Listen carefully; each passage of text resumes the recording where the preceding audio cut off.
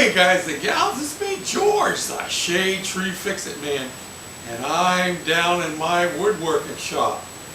And I was watching Bruce Boschek putting down some cold molding that he was using for base around his floor the other day, and I noticed that he did something that he may regret later on. And it's a common mistake for people who have not done a lot of trim work. I saw that he was cutting 45-degree angles for his molding when he put them into the corner. Now there's a couple of problems with that, and I'm going to show you what the problems are, and I'm going to show you how to solve those problems as well in this quick video. The other thing that he did, and he explained to me afterwards, was that he just made square cuts when he had joints in the middle of the wall rather than making lap joints. Square cuts okay if, like he said, it's going to have a piece of furniture in front of it and you'll never see it.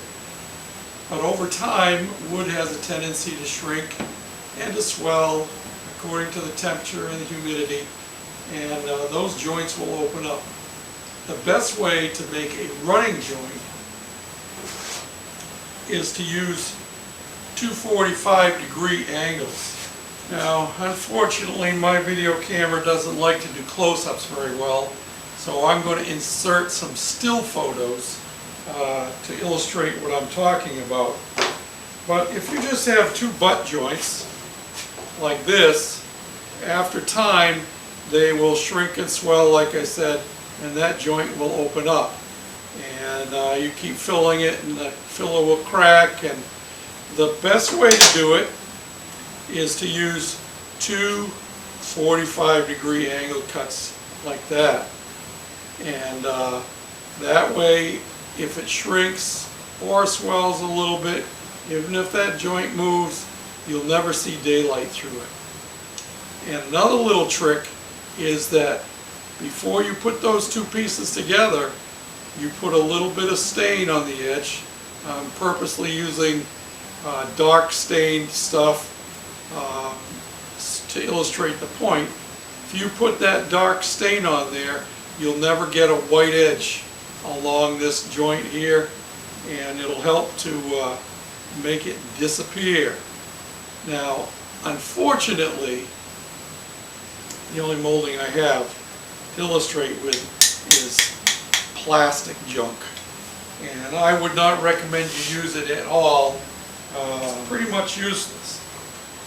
Alright, now I'm going to take you down in a corner, and I'm going to illustrate the point of a 45-degree angle, and then I'm going to show you a better way. It's quite rare when you're doing baseboard molding that you have a perfectly square corner, especially if there is drywall and the corners have been spackled. You get a little bit of a buildup in the corners, and so it's almost impossible to get two 45-degree angles to fit perfectly in a corner. Now this one here is two pieces of FRP panel, and there is no joint compound, and my walls are pretty square, so they don't work too bad down there.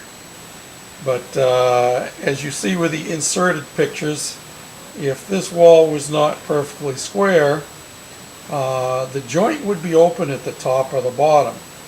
And I suspect in Bruce's old house that he's run into a lot of rooms that are not square anymore. The building's been around for quite a while and settled and so forth.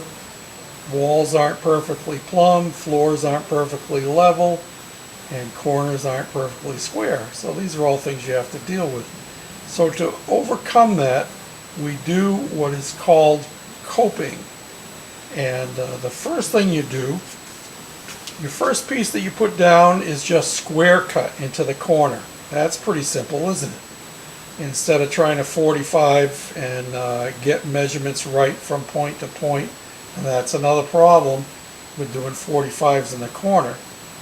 By coping, Actually, what we're going to do is we're going to carve out the molding to match the profile of the corner piece that it's intersecting with, and I'll show you how to do that.